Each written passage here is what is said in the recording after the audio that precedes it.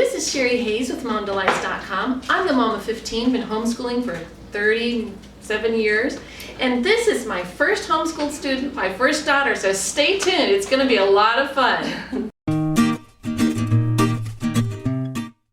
So, a lot of people are wanting to know, Becky, this is Rebecca, by the way, and I don't think you want to reveal your age, but she's in, her 30s. Is that fair? Well, anyway, I'm not ashamed of my age. She is extremely photogenic and beautiful. I'm just so prejudiced. But she's the mom of 4, and she's been homeschooling your oldest daughter, Emily, our granddaughter. She's 13 now. Right. So a lot of people have been wondering, what was it like being the oldest of 15, and just give a quick synopsis. What did your impressions?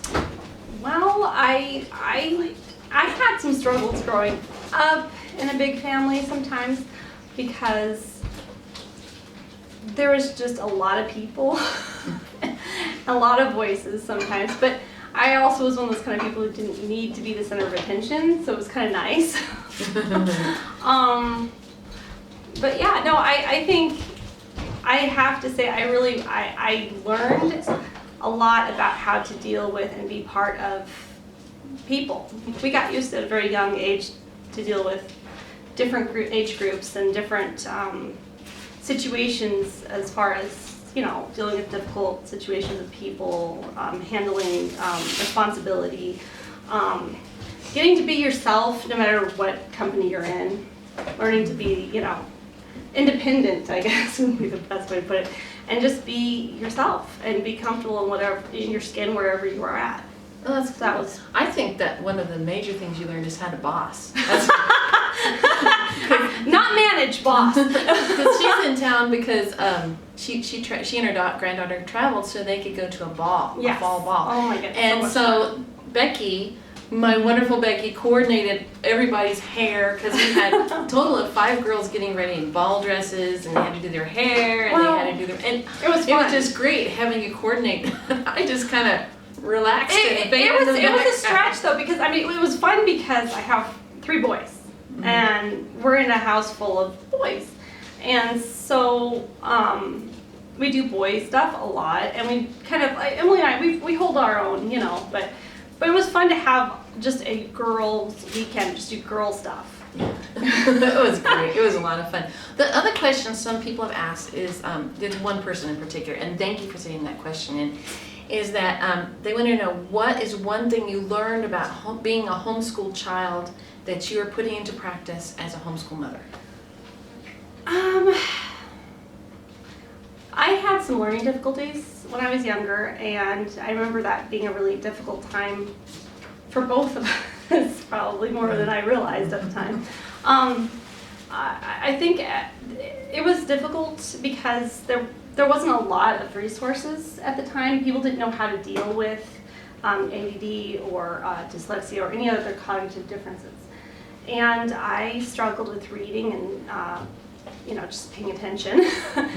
And I went through a phase where I just gave up, and you were doing everything you possibly could think of to try to fix it. I know you read book after book trying to see, here's the thing, the first child's always the guinea pig, and so it's amazing you survived, but go ahead. Well, I interrupted your thought. You did. So at a certain point you had given up, and I sat down.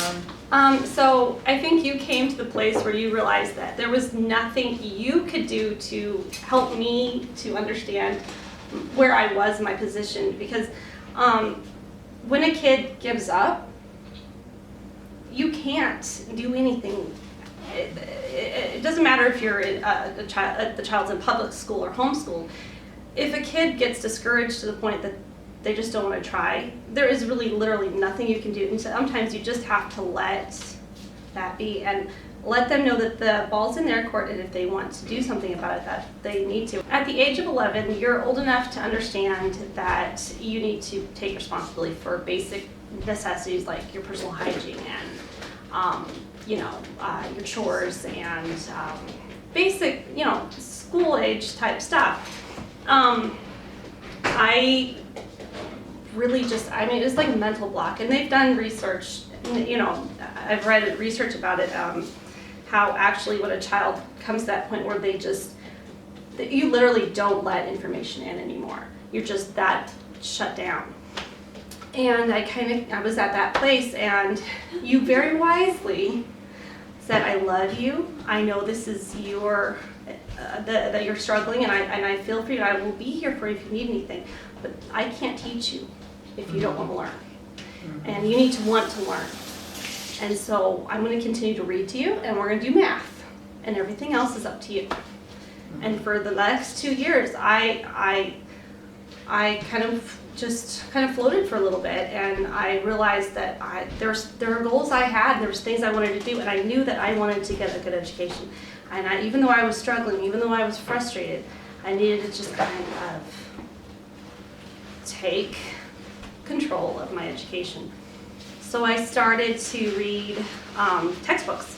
Just started to read textbooks, even though it was very difficult, even though it took a lot. And even though I did come to you and ask you, what is this word, and how do you say this? And I was reading science textbooks. I was reading, there was a home ec book that I can remember just reading front to back over and over again. and it was just realizing that I could enjoy learning on my own. It took the pressure off of me too, because of the fact that I wasn't under the gun feeling like somebody was expecting something out of me that I wasn't able to give. Instead, I just was going at my own pace, and I was going with what my interests were. So I went from not being able to read almost at all to going and reading textbooks and then reading novels. And then you graduated from college eventually, so with honors, and So I mean, you don't when you're struggling, and as a mom who has kids who have challenges too, the pressure you feel.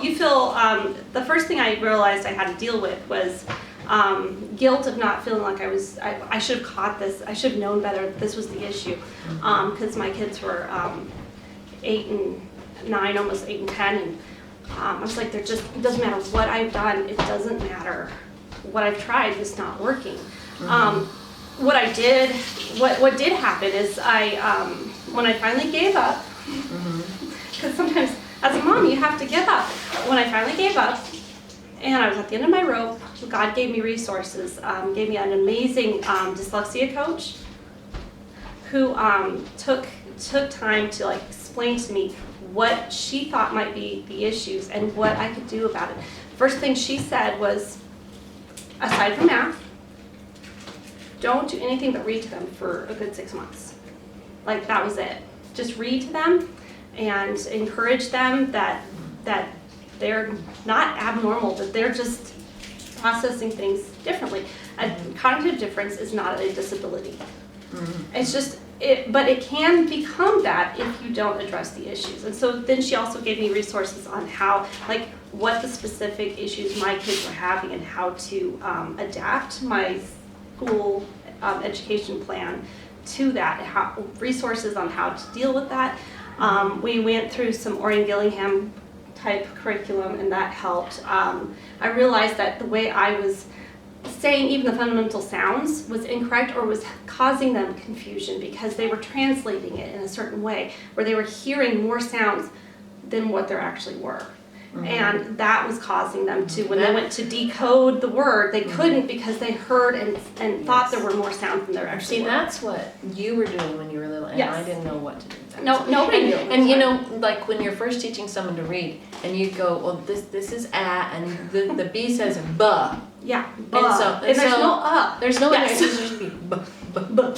But you don't know that. You say this is buh, this is duh, and this is C, And on top of that, there are certain words that have specific sounds, like S can be Z, and no.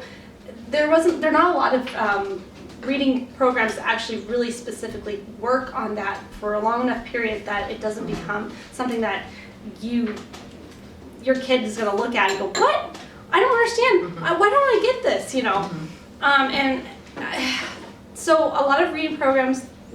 The other thing that that I noticed with my kids and that the dyslexia coach helped me understand is it takes longer for information to be stored from short-term to long-term.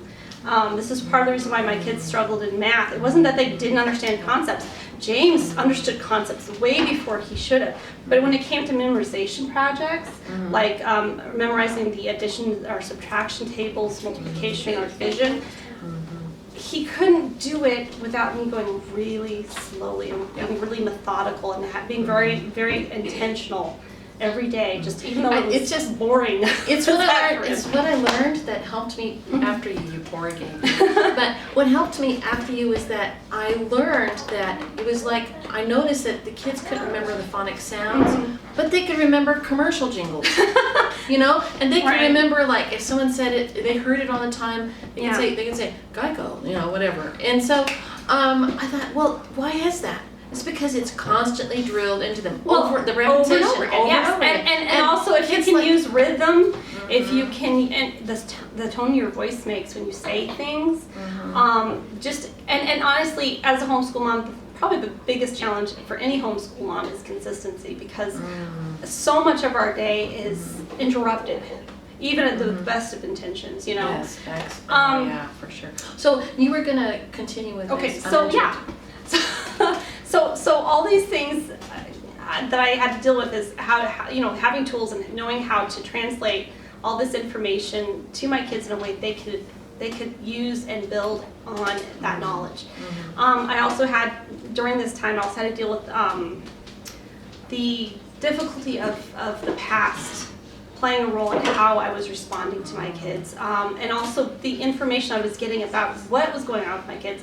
It helped me to deal with past scars from feeling, you know, inadequate or foolish or stupid for not being able to catch up or not being, you know, at the same level as everybody else. That fear was probably making you react to your kids. Anytime you homeschool or parent out of fear, it just, you make mistakes.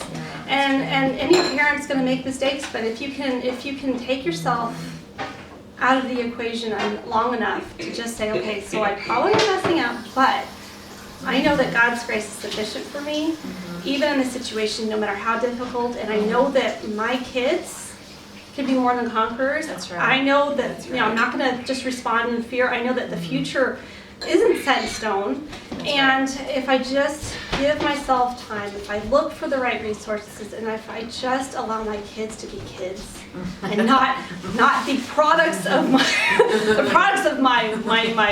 efforts. Yeah, for sure. Because they can't. I mean, no matter how well you teach your kids, they still have to make the choice. to move past what you're teaching them to what they want to be and who they're going to be. Oh, that's so excellent. Isn't she natural? She's a natural.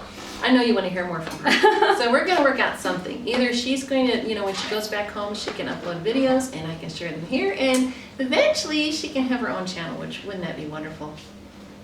Well, I had fun.